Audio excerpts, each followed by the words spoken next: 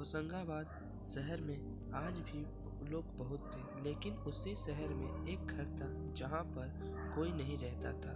कहा जाता है कि उस घर में एक चुड़ैल रहती है, लेकिन आज उस घर में एक परिवार रहने आया था। उस परिवार में 3 लोग थे, माधव, सुनीता और विद्या। शायद उनको इस घर के बारे में नहीं मालूम था। माधव, देखा कितना सस्ता और कितना बड़ा घर मिला है। बताओ, इस भीड़ भाड़ वाले इलाके में कोई देता है इतने सस्ते में घर? सुनीता, सच्ची?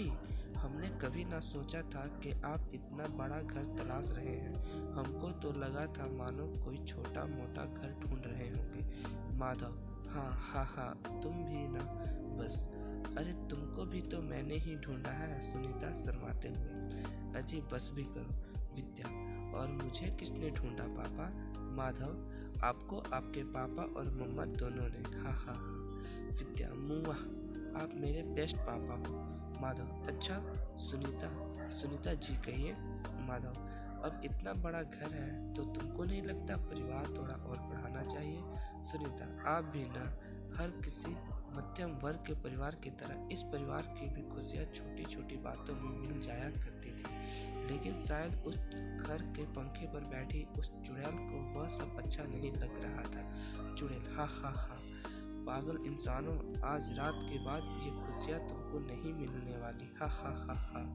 ऐसा कहते ही चुड़ैल विद्या के शरीर में चली जाती है और कुछ देर बाद विद्या के चिल्लाने की आवाज आती है। माधव, विद्या, विद्या कहाँ है मेरी बच्ची? सुनीता, डरी और परेशान। विद्या, विद्या कहाँ हो तुम? विद्या रोते हुए, पापा मुझे बचा लो, मुझे यहाँ बहुत डर लग रहा है। कुछ देर बाद माधव को समझ आता है कि आवाज पास रखी अलमारी से आ रही है। जैसे ही माधव अलमारी का दरवाजा खोलता है, माधव, विद्या मेरी बच्ची, तुमने तो हमको डरा ही दिया था। विद्या नींद में, गुड नाइट पापा। सुनीता थोड़ा गुस्से में, इसने तो सच में डरा ही दिया था, एक तो नया घर, ऊपर से ये। माधव, अरे आज थक भी तो बहुत गए, हो सकता है नींद में चली हो, चलो अब सो जाओ तुम भी। लेकिन कुछ देर बाद विद्या उठ जाती है और घर में चलना शुरू कर देती है। अगले दिन जब माधव और सुनीता उठते हैं तो देखते हैं उनका सारा राशन फर्श पर गिरा होता है। सुनीता, इस विद्या ने तो दिमाग खराब कर दिया। बताओ ये क्या इसने रात में? माधव, अरे बस करो, मैं बाजार से जाकर सब ले आता हूँ, तुम अब इसको मत डांटना। रात हो जाती है और सभी लोग सो जाते हैं। चुड़ैल, हा हा हा, कल तो शक्ल देखने वाली थी इनकी, अभी तो शुरुआत है, आज दिखाती हूँ तुमको कि मैं कौन हूँ। हा हा हा। ऐसा कहते हैं चुड़ैल सुनीता के शरीर में चली जाती है। सुनीता, माधव मुझे बचाओ, मुझे बहुत डर लग रहा है। माधव, सुनीता कहाँ हो तुम? ऐसा कहते ही माधव अलमारी का दरवाजा खोलता है, लेकिन वहाँ पर कोई भी नहीं होता।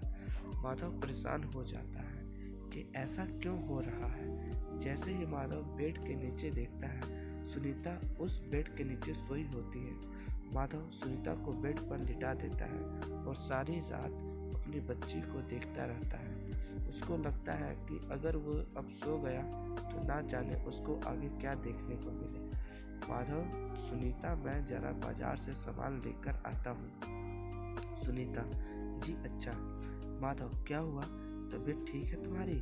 सुनीता, पता नहीं, रात से पूरे शरीर में दर्द हो रहा है। विद्या, पापा मुझे भी परसों रात से पूरे शरीर में दर्द हो रहा है। माधव ये सब सुनकर बहुत परेशान हो जाता है और उस रात वह पूरी रात वह जाग कर निकालता है।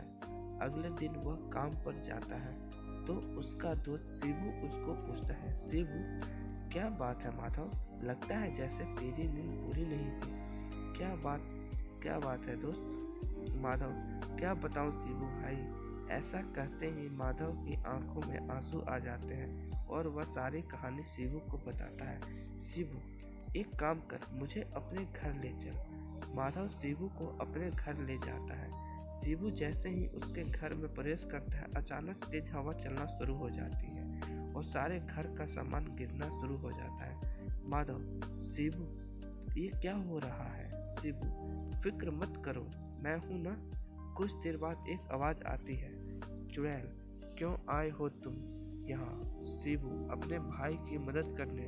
चुड़ैल ये घर मेरा है, बरसों से मैं इस घर में रह रही हूँ और कोई नहीं आ सकता यहाँ पर। शिबू अच्छा ठीक है, तुमको कौन मना कर रहा है, लेकिन तुम अकेले इतने बड़े घर में? चुड़ैल हाँ, क्योंकि मैंने इसी घर में जान दी थी।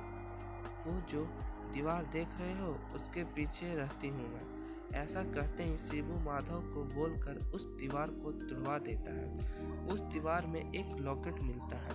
शिबू और माधव उस लॉकेट को एक जंगल में जाकर जला देते हैं। उस दिन के बाद उस घर से चुड़ैल का साया हमेशा के लिए चला जाता है और कुछ दिन बाद विद्या के एक भाई का जन्म होता है और पूरा परिवार अब खुशी खुशी रहता है।